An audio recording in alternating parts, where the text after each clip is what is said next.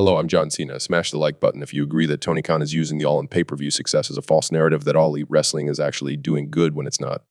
When it comes to All Elite Fake Pro Wrestling, they are in danger of becoming TNA light in terms of they are trying to hang their hat on All In.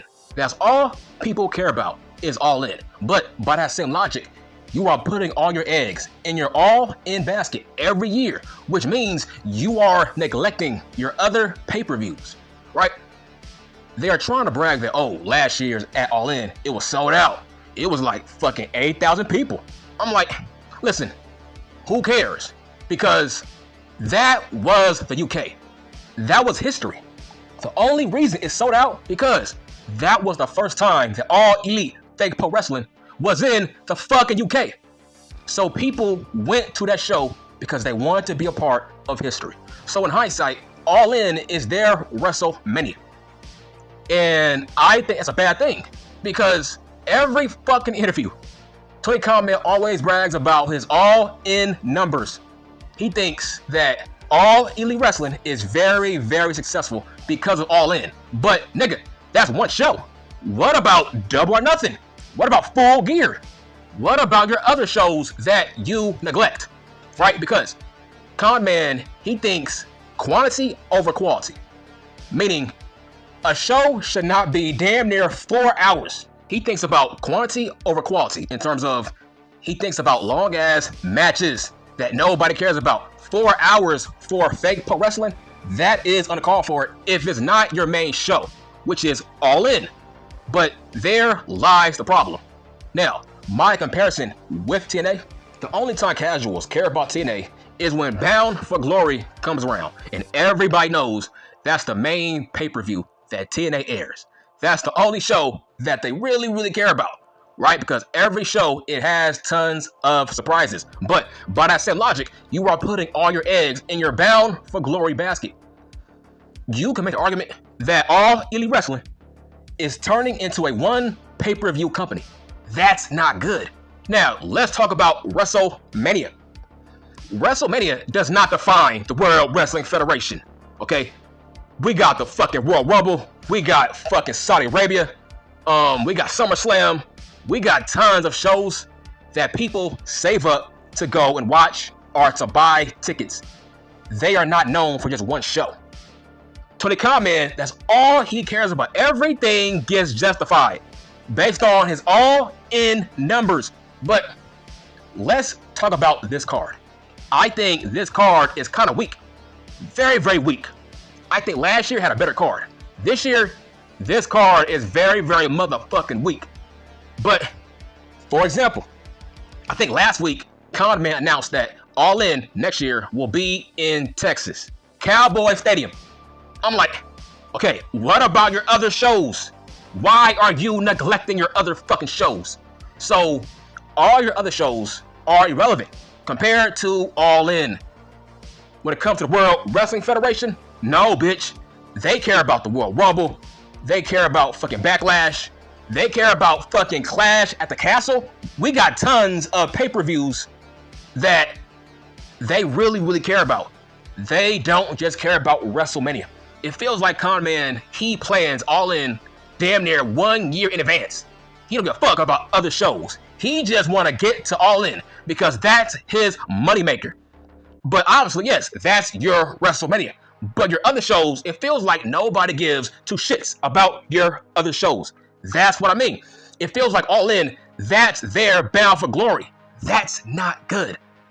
The only show your fans care about is All In because that's the only time you can say, okay, I'm drawing tons of tickets, I'm drawing tons of money.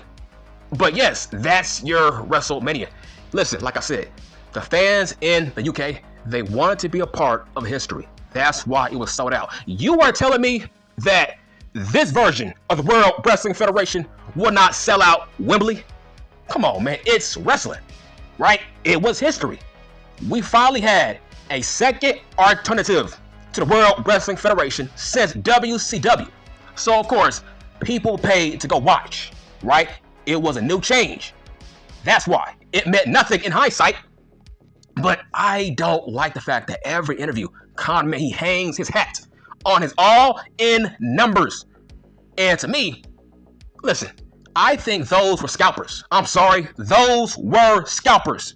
Because, hold on, you can sell out damn near 50,000 fucking seats in the damn UK, but you can't sell out in the United States of America. So I think those were scalpers, and I think they sold those tickets for fucking cheap. So I think those were seat fillers. That's all. Those were motherfucking seat fillers. Now, what do I think about this overall card? Like I said, this is a weak ass card with a weak build. The strongest build, I would say it's super thick, big booty, timeless Toni Storm and Miss May. I'll admit that is a great feud. But what else? Okay, Max and Ospreay. Okay, that's solid. I'm not invested in Swerve Scott and Daniel Bryan. I'm sorry. Man, he fell off, man. Daniel Bryan, he fell off, man. His feuds suck. I think he breaks down his feuds. Let's talk about Max and Daniel Bryan last year, right? It felt like Max was carrying that feud. I don't get it. Why is Daniel Bryan so boring? Fun fact, I think Daniel Bryan, he fell off as a heel as well. Because not that long ago, the BBC, they did turn heel, but it was forgotten. Because, I don't know, man, it just feels like Daniel Bryan is just coasting. His heel run sucked, and that hurts me. Because I think Daniel Bryan, that heel vegan character, I think that was a top 10 character of all time. I swear to God. The evil heel vegan, top 10 of all time, man. But, man, he fell off. Maybe it's because of Dean Ambrose, but overall, man, Daniel Bryan done fell off. He ain't shit without Vince McMahon. As usual, he is a product of the World Wrestling Federation machine, just like Sasha Banks. What do I think about Sasha Banks and Britt Baker? Should Sasha Banks drop the title? I'ma say no. Nope. She should not drop that belt. I feel like if she is going to drop it, it should be against super thick Jamie Hayter. Why not? I think Jamie Hayter would be the perfect candidate to beat Sasha Banks when she comes back. But this overall card, man, this is a very weak card. Especially, there's no Samoa Joe, there's no CM Junk. This is a very weak card. Hell, is Adam Page on this card? I'm like, bruh, how can Adam Page not be on this card? Unless I'm wrong. To my knowledge, he is not on this card. By the way, he is my number one choice to dethrone Swerve Scott for the world title. Why? Like I said, my motto is Adam Page, he has evolved his character. Now he looks like Magnum PI, right? Now he looks like Magnum PI. He has evolved his character. Okay? Fucking Swerve Scott? No, man, it's crazy how this is a seesaw, right? This is a seesaw. Last year, Swerve Scott got more over than Adam Page. Man, we have done a complete 180. Now, Adam Page has gotten over with this new Magnum PI character. With that damn stash, man, I am very, very intrigued with the new Adam Hangman Page. He is I would say a very low budget Stone Cold Steve Austin. That's what I see. He looks like a very, very low budget Stone Cold Steve Austin. But guess what? That ain't no bad thing though. I like his new aggressive character. I like it. I think eventually the fans are going to cheer Adam Page. He looks like Magnum PI, and I love it. But let me talk to the fans of All Elite Vegas Pro Wrestling. Stop bragging about your numbers for All In and for next year's All In. Your company is a one-show company. That's not good.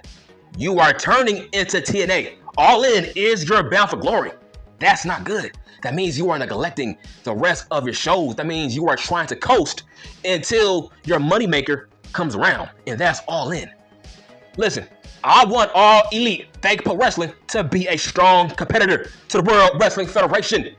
But Conor, man, he is dropping the ball. He books like a fanboy. I don't like that. Book like a businessman. He says, hey, I book for the sickos.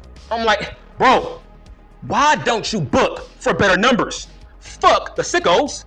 How about you book for better numbers? Because these sickos are driving people away because you are trying to fucking pacify your crazy ass fan base who don't care about larger than life characters.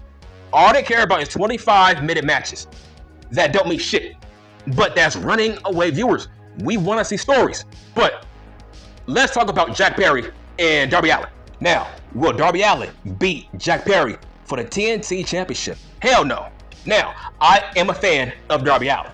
Don't get it twisted. I am a huge fan of Darby Allin, but nope, it is not his time. He has no momentum. Jack Perry is the new Raven, okay? Right now, he has tons of hype and momentum. I don't care about what you haters say. Fuck y'all. To me, I think Jack Perry is the Dominic of All Elite Fake Pro Wrestling. Why not? I think Jack Perry has tons of genuine heat. I mean, he's not at the dirty ass Dom level, but for All Elite Fake Pro Wrestling, he is their closest dirty ass Dom. And by that same logic, he should not drop it. He should beat Darby Allin. We have to start pushing Jack Perry. Keep on pushing him because his character is now developing. Now people are starting to realize he is trying to be like Raven, as I pitched last year. Back when he was Jungle Boy, I said, give him a Raven gimmick. And now look at him.